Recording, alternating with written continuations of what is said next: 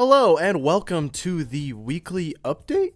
I think that's what I'm going to call it. It's a little unoriginal and a little uninspired, but it is what it is. I'm just going to go through and update you on some of the things I've been experiencing over the past week. Hopefully this is actually a weekly thing, hence the name Weekly Update. But if it is not weekly, then I will probably change the name to something else. But for now, I just want to walk you through some of the things, the movies, the games, the TV shows, the music, whatever I've been experiencing and consuming throughout the week. And I want to start with, since this is a gaming channel primarily, I want to start with Mortal Kombat 11. And I played that over the weekend. I kind of just bum rushed through the story mode, played a bit of the Crypt versus mode, went online a little bit. I went online a little bit as Scorpion. Yeah. And I just want to give my thoughts, because I wouldn't say I'm a fighting game connoisseur, but I do enjoy me a good fighting game. I played a lot of Injustice 1, Injustice 2, played a lot of MK9, played a solid amount of Tekken 7, and so I know generally what I'm talking about. It's like, I'm enough of a fan of fighting games to know what I'm talking about, but I'm not enough of a fan where I still use a controller instead of a fight stick. So that's who I am. But yeah, I really enjoyed the story mode. Just blew me away. I think in NetherRealm, what they do with story modes is still just top of the game, man. That's really all you can say, is that they make everyone look silly with their story modes, with their fighting game story modes specifically, because I think that is such a high priority for NetherRealm, is to deliver high quality cinematic content, and it has been since MK9. And I mean, like, they're no strangers to a story mode, like a cinematic story mode in a game, but I think MK9 is when that became kind of their studio's MO, was great high quality cinematic story modes with awesome gameplay and great characters and great writing. As good as writing can be in games, I guess. But yeah, I really enjoyed my time with Mortal Kombat 11. I've been kind of moving from game to game right now. I'm playing Yakuza Kiwami 2. So I should probably be talking. I probably have more to say about Yakuza Kiwami 2 than I do about Mortal Kombat 11. But yeah, I think all I can really boil my Mortal Kombat 11 thoughts, I can boil them down to: it's fun, it's really good, it's great if you love fighting games. Progression is really, really slow. The towers are super frustrating. But if you just want to jump in, have a good time, I think it's perfect for that. If you just want to have a fighting game that you can, if you want a fighting game that you can just jump in and enjoy for a little while and bounce, that's great. If you just want a fighting game that you can really sink your teeth into and play for a long time, I think it's going to be super sustainable. NetherRealm has already said that they plan on continuing, they plan on supporting it for a long time to come, probably until the end of the console generation, and maybe even past that. So I think it's a worthy investment if you care about Mortal Kombat and or fighting games. Alright, after that, I actually played Mortal Kombat 11 after I watched another big thing with an ensemble cast, Avengers Endgame. Yeah, I'm not going to spoil it, but if you haven't seen it by now, you've probably just been busy, and I respect that. Or you just don't care, and I don't really respect that. But yeah, it's exactly what everyone's been saying about it. It's just this amazing culmination of 11 years worth of MCU movies. There are callbacks. Something I just wanted to point out, something that really hit me and maybe didn't hit as many people, was their callbacks to just the Solo movie. Like, they would have jokes that were reliant on jokes from that character's Solo movie. It's crazy. I don't want to give away like certain jokes or characters or like the movies that are involved with, but there was some great payoffs where, you know, some bottom tier Marvel movies get incredible attention given to them, and I think that's just great. I think that's just awesome that the Russos really paid attention to everything that was happening in the Marvel Cinematic Universe and really, I don't know, just created this incredible, I don't know, I don't want to say love letter, because that's kind of cliche, and I also made a series called Love Letter, but it really is just kind of a love letter to the entire MCU.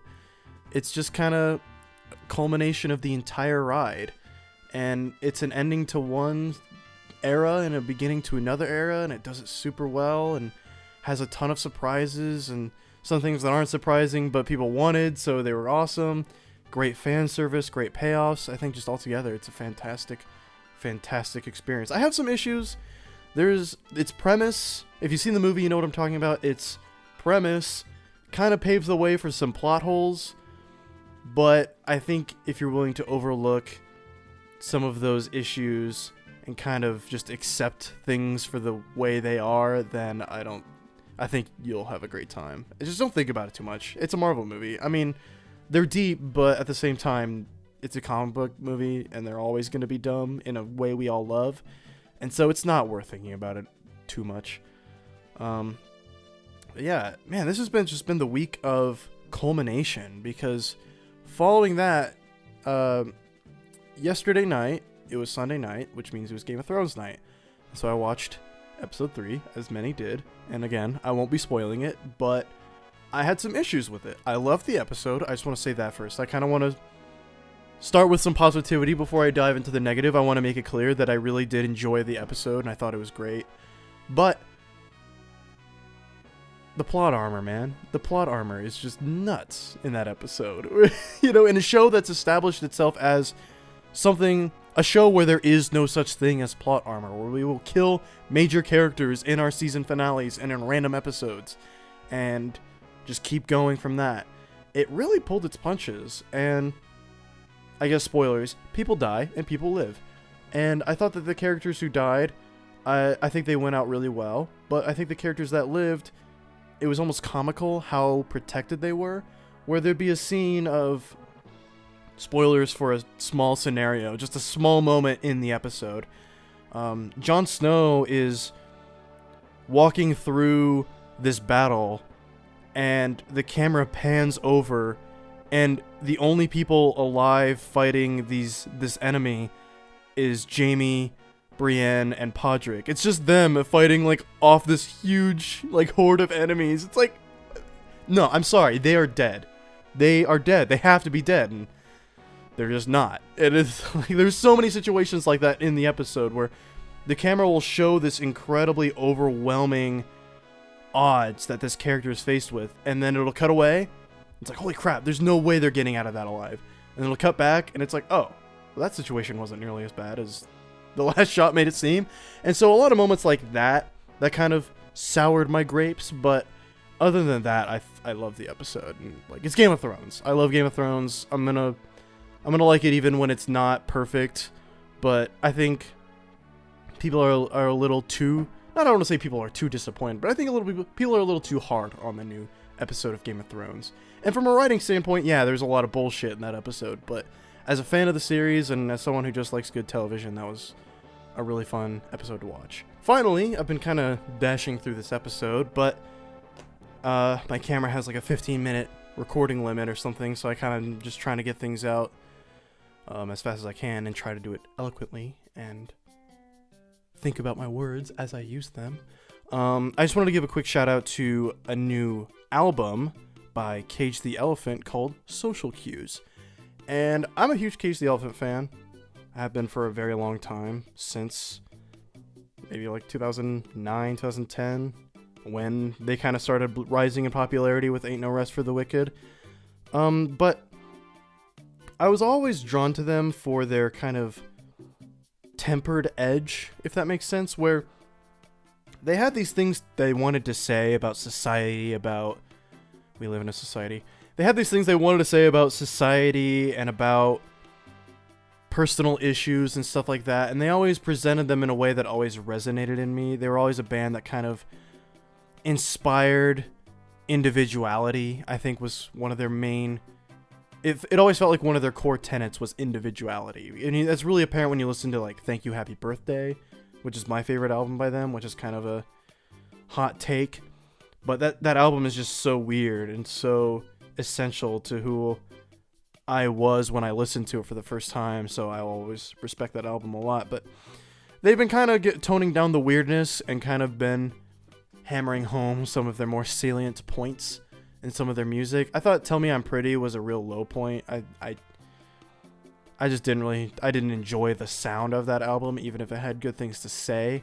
But Social Cues, I think, is the perfect balance between their new, matured edge with a little bit of weirdness. But, you know, I'm a little disappointed with the lack of weirdness, but I understand that not everyone likes the weirdness of Cage the Elephant.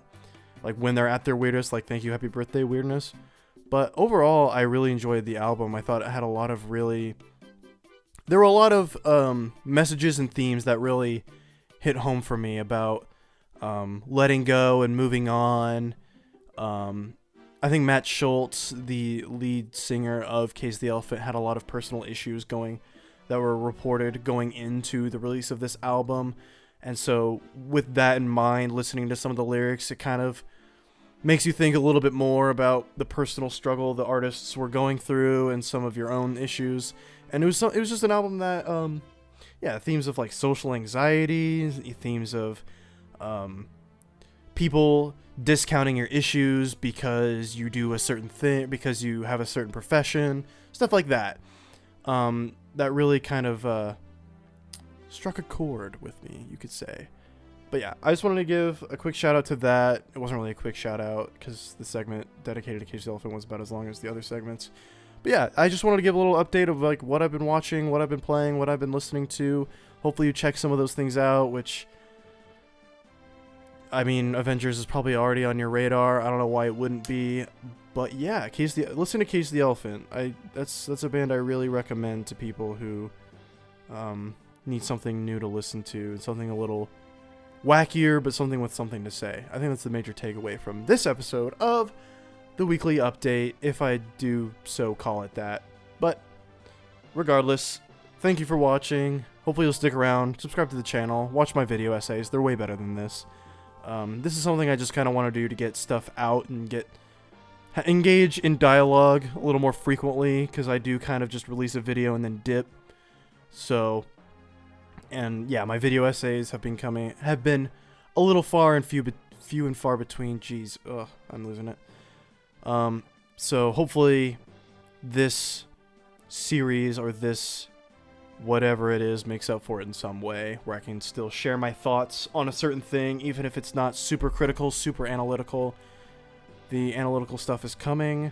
I don't want to give anything away, but there's been something that I've been working on that I hope to start very soon, that I've been working on for a very long time, and yeah, be excited. I have some good stuff coming, just trust me.